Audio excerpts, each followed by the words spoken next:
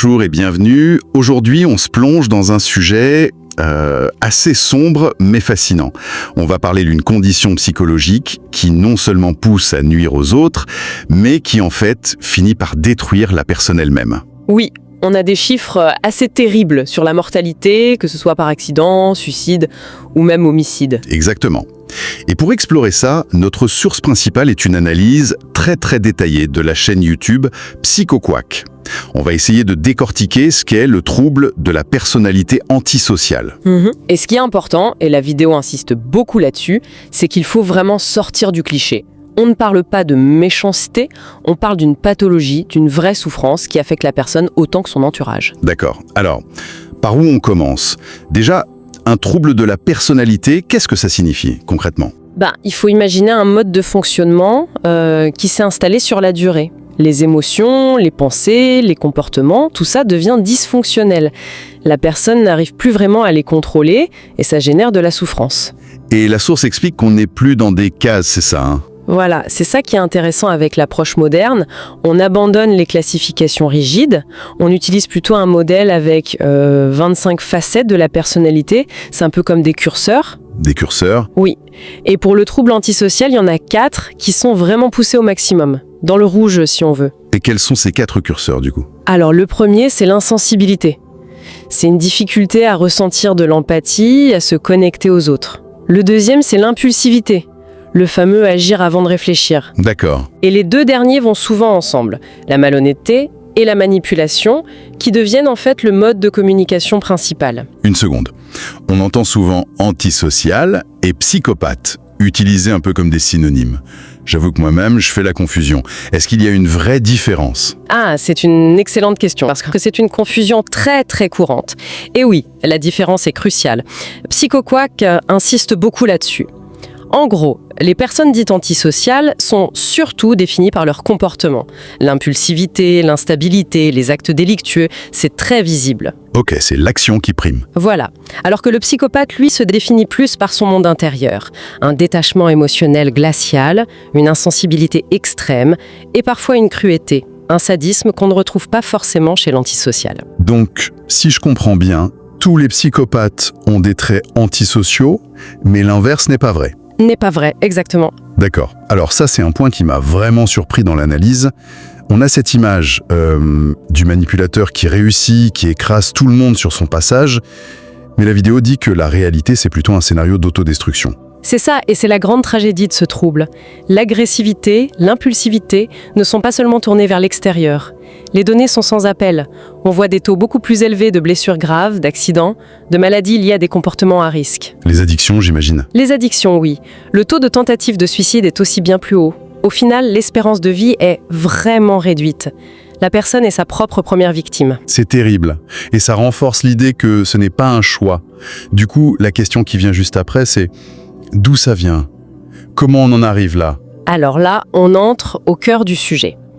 Il faut abandonner l'idée d'une cause unique, d'un seul traumatisme. L'approche actuelle, et la vidéo l'explique très bien, c'est ce qu'on appelle le modèle biopsychosocial. Biopsychosocial. Oui. L'idée, c'est que c'est toujours une interaction complexe entre 3 niveaux. La biologie, donc notre cerveau, nos gènes, la psychologie, notre histoire personnelle, et le social, notre environnement. D'accord.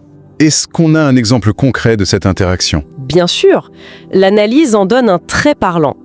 Au niveau biologique, on a vu par imagerie cérébrale que la connectivité dans les circuits des émotions peut être plus faible. Moins de câblage en quelque sorte. C'est ça, donc moins de contrôle.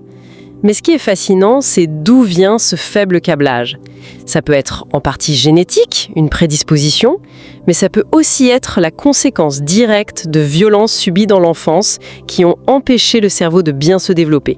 Ah oui, donc le résultat est le même, mais le chemin pour y arriver est différent. Précisément. J'imagine que ces facteurs s'alimentent les uns les autres. C'est tout à fait ça. La vidéo décrit très bien ce qu'on appelle une boucle de rétroaction négative. Prenez un enfant qui est, de base, un peu plus impulsif. Il va être plus difficile à gérer. Oui. Si les parents sont fatigués, dépassés, ils risquent de mal réagir, avec colère. Du coup, l'enfant se sent en insécurité. Il dort moins bien, ce qui va encore aggraver son impulsivité. Et la boucle est lancée. La boucle est lancée. La biologie de l'enfant a influencé les parents, dont la réaction a renforcé le problème biologique de l'enfant.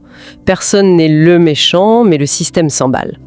Ce qui est fou, c'est que ça démolit complètement l'image du méchant de film qui bascule à cause d'un seul drame. Ah mais complètement, ce cliché est une simplification absurde.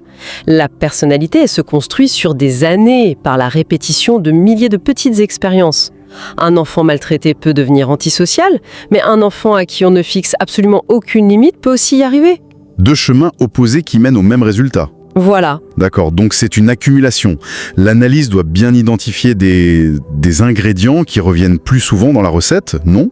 Quels sont les facteurs de risque? Oui, la recherche en a identifié plusieurs. Sur le plan biologique, il y a un fait assez étonnant. Un rythme cardiaque de base plus lent chez les jeunes enfants est statistiquement lié à des comportements agressifs plus tard. Un rythme cardiaque lent. C'est fou, on penserait l'inverse. Quelqu'un de plus calme. L'hypothèse, c'est qu'un corps moins réactif a besoin de stimuli beaucoup plus intenses pour se sentir vivant. D'où cette recherche de danger. Ah d'accord, je vois.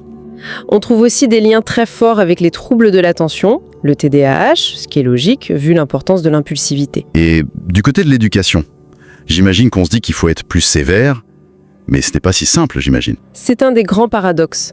Une discipline trop stricte, punitive, humiliante, ça augmente massivement le risque. C'est comme créer une cocotte minute. Une haine de l'autorité. Exactement. Mais, et c'est là toute la difficulté, l'absence totale de cadre est tout aussi dévastatrice. Un parent absent, qui ne pose aucune limite, laisse l'enfant sans repère pour apprendre à gérer ses frustrations. La clé, c'est ce juste milieu. Un cadre clair, cohérent, mais bienveillant. Est-ce qu'il y a des choses qui protègent, des facteurs qui peuvent aider un enfant qui est sur une mauvaise pente? Heureusement, oui. Le facteur protecteur le plus puissant identifié par la recherche, c'est l'amitié. L'amitié? Oui. Le simple fait d'avoir au moins un bon ami pendant l'enfance et l'adolescence, ça diminue drastiquement le risque.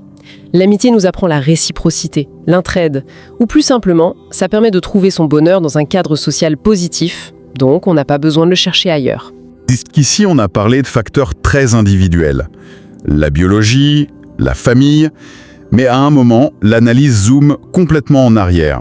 Et là, le tableau change radicalement. On parle de culture. C'est un des points les plus frappants de la vidéo, oui.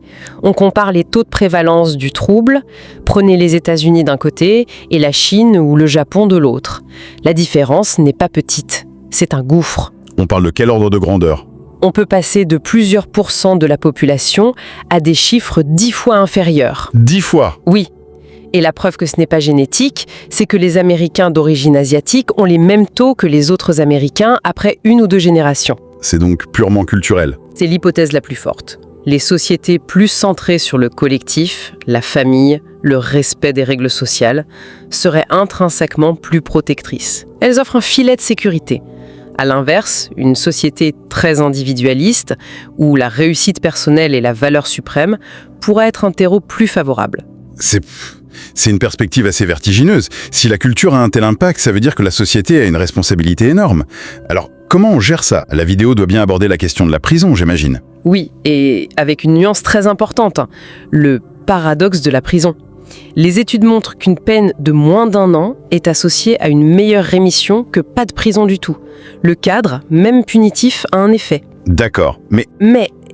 C'est un mais énorme, les longues peines de prison aggravent massivement la situation. Le contact prolongé avec d'autres personnes qui ont les mêmes difficultés, la coupure avec la société, ça renforce tous les traits antisociaux.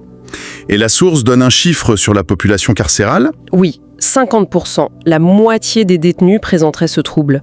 C'est colossal, ça montre bien que la prison arrive bien trop tard. Ce qui nous amène au traitement à l'âge adulte. Et là, j'ai senti que le ton de la vidéo devenait assez sombre. C'est le moins qu'on puisse dire. C'est une des pathologies les plus difficiles à soigner. Pourquoi? Pour une raison simple, le patient lui-même ne se voit pas comme malade. Pour lui, le problème vient des autres, de la société. Il n'y a donc aucune demande d'aide. Et comment soigner quelqu'un qui est convaincu de ne pas en avoir besoin? C'est presque impossible de créer une alliance thérapeutique. C'est vrai, oui, c'est vertigineux. On imagine la difficulté pour les équipes soignantes. Exactement. Et le protocole de soins décrit dans la vidéo en dit long. D'abord, un thérapeute ne doit jamais travailler seul. Jamais. Il faut une équipe pour éviter la manipulation. Ensuite, le cadre doit être extrêmement clair, non négociable, et l'équipe elle-même a besoin d'une supervision constante pour gérer le stress, l'agressivité. Tout ça pour un résultat qui reste très incertain. On sent bien où la conclusion de l'analyse va en venir. Si soigner les adultes est si compliqué, la seule vraie solution, c'est d'agir bien avant. C'est le message le plus puissant de la vidéo. Elle compare le trouble à un cancer qui grandit pendant le développement. Essayer de l'opérer à 30 ans, c'est très difficile. La seule clé, la vraie clé, c'est la prévention. Et comment on fait concrètement de la prévention pour un truc aussi complexe? La stratégie la plus efficace, c'est l'aide à la parentalité. Une étude est décrite où des infirmières ont accompagné des familles vulnérables à domicile de la grossesse jusqu'aux 2 ans de l'enfant. Pas pour juger, mais pour aider, donner des outils. Et les résultats? 15 ans plus tard, les résultats sont spectaculaires.